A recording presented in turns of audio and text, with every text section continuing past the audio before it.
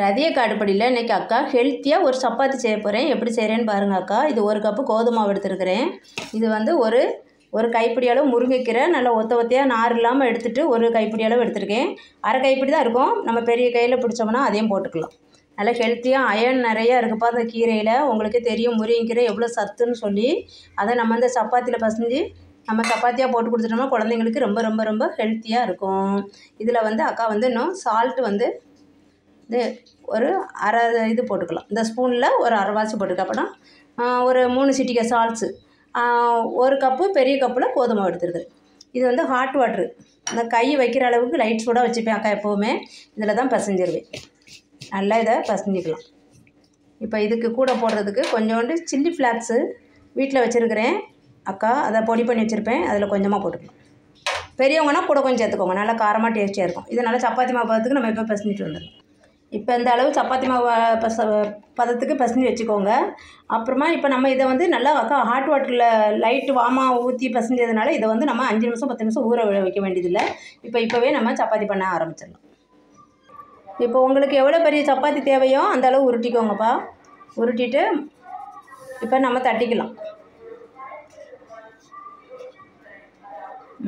சப்பாத்தி கிட்ட வச்சு சப்பாத்தி அளவுக்கு அக்கா நல்லா தட்டிட்டு வரேன்.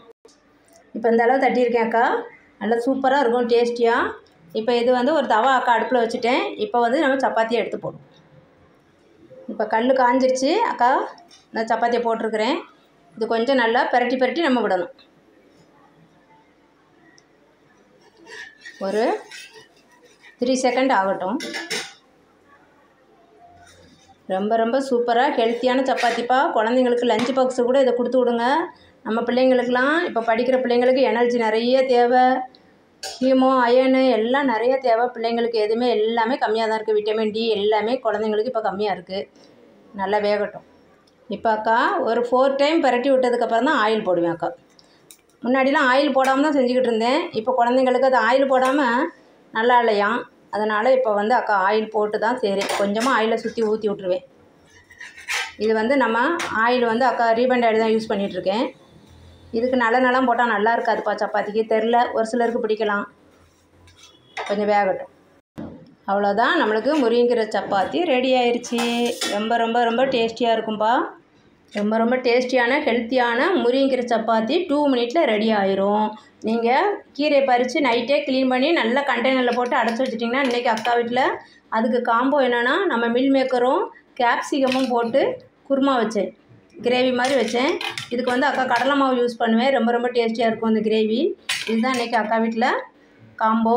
மார்னிங்கு இது பிள்ளைங்களுக்கு கொடுத்துட்டிங்கன்னா மத்தியானம் இந்த கிரேவி ரொம்ப டேஸ்டியாக இருக்கும். கோகனட் தேங்காய் போடாமல் இருக்கிறது ரொம்ப ரொம்ப டேஸ்டியாக இருக்கும்.